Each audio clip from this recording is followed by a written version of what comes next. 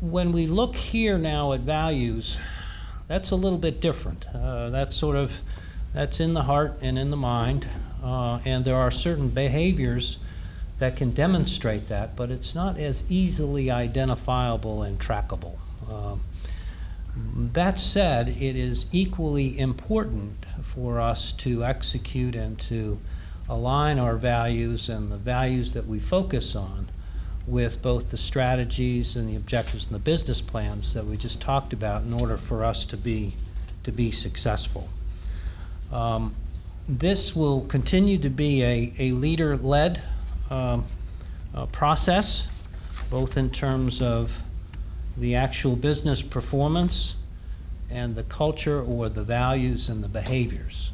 The chart in the middle just illustrates that. There's a strong need to balance the behaviors, cultures, and values with business performance if we're really going to get to the star level, if we're really going to build something great here. We can run and focus very hard on the detailed action plans and sort of not pay attention to the cultural and the value side, and that will only get us so far. But by marrying the two in terms of looking at our performance, looking at our relationships, looking at our interactions with our customers and our stakeholders through the lens of key values, I think that will again bring us to that level of building something great here. So we've got to put both together here, and that really calls for leadership. So let's look a little bit at definitions.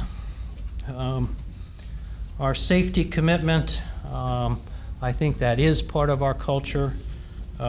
We can do a little bit better than we have been in the last 24 months in terms of safety and wellness, and you as a team articulated some good plans and ideas, and we're reconstituting the Safety Council, and we'll be rolling out some new ideas and some processes, and I certainly in my behaviors make the commitment to be more personally involved and engaged in the Safety Council, and in terms of more proactively managing and being more involved directly and holding folks accountable for safety.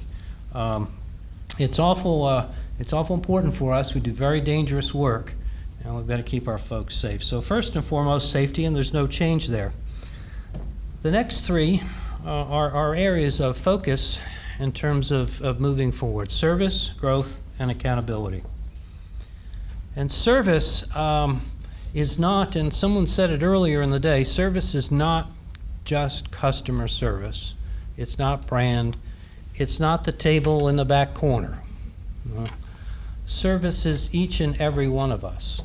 And as I have gone through the organization, through the utility, the service mindset is apparent in all that we do, whether it's changing out a water meter because the line broke on a cold day, whether it's out connecting a new home to the electric grid, or whether it's even larger projects.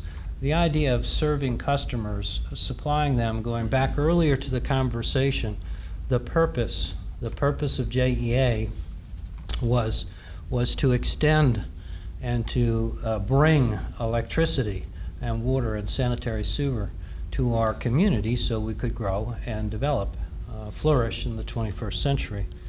And so whether it's an engineer that is performing precise and exact calculations on a drawing to support an additional distribution line, or to support an activity or a process in the plant, they're doing that to serve the customers, to provide that service to the customer, to somebody at the call centers providing service to the customer, to us in terms of communicating in every way we do, our appearance, our billing and collection processes. But it's all a service, and there is a huge difference here between some organizations and others. How many had the misfortune to ever shop in the old Food Lion stores? Okay. And then how many have shopped in Publix? Well, Food Lion's not here, Publix is. There is a difference. And so it is the individuals. It's not just the individual on the front line. It's the group of individuals. If you look at Publix, it's not just the people in the front of the store, it's the people in the back of the store. It's the people that are buying the produce, the people that are buying, that you have a wide range of options in terms of what you're purchasing. The people that are focused on cost, to keeping it cost competitive. The people that are marketing, okay, the 2-for-1 deals or what. It's all of that put together. It's not just the cashier smiling and saying thank you for your business. And so service is an orientation. Service is internal. It can be demonstrated externally. It is, what can I do for you? What can I do for you customers? What can I do for you fellow employee? And I think we picked up the heart of service. And so that's critical for us to demonstrate, and critical for us in terms of as we recruit and retain and hire new folks and bring them on board, and as we work with our employees. I'll turn to growth, and this one received a considerable amount of discussion at our last meeting, and then in between when we had the senior group, and I kind of pushed for this one. Growth to me has two meanings, and that's why we have growth squared. The growth squared, the first one is business growth, and so it's an orientation in approaching our business, in growing our business. Now, what's happening with our business is we've seen, at least on the top line, it's contracting. We're losing sales. Sales are on both lines of businesses, and that's going to put us in a very difficult position, because it's going to put pressure on the cost structure. It's going to put pressure on the margins. It ends up being a mathematical exercise. And so all organizations, you can never cut your way to prosperity. You've got to work towards a growth orientation. And so as we approach business, many of the goals and the objectives that we talked about had a focus on growing the top line, growing the net revenue line, and expanding our businesses in terms of other services and opportunities, and our existing products and services. So to come to work in terms of a growth orientation, I think in terms of just that farmer and hunter analogy, the hunter's out there, looking for food. The farmer is staying home and nurturing. We need to have a balance both, but we've got to have a stronger orientation in terms of looking to grow our business and grow our organization and improve our processes. So always having that improvement and that growth mindset. The flip side of that is personal growth and development. And in this one, we talked a little bit earlier about building and developing the unbeatable team. In order to do that, we have to facilitate and then facilitate and expect and possibly demand, if expectations aren't met, we'll demand, that we as a group and our team, the JEA team, individually and collectively, drive personal growth. Now, if I look around the room, and I know many of you, many of you have did an undergraduate degree and then went to school at night and got an advanced degree. Many of you are pursuing coursework and seminars. Many of you are involved externally in business-oriented and industry-oriented groups in terms of developing and growing your knowledge.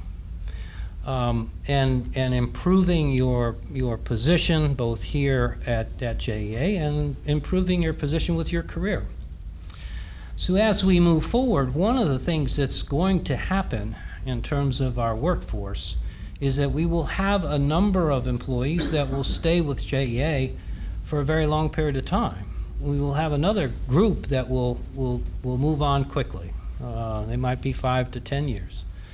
And that's not bad, but that's sort of where we are in today's workplace.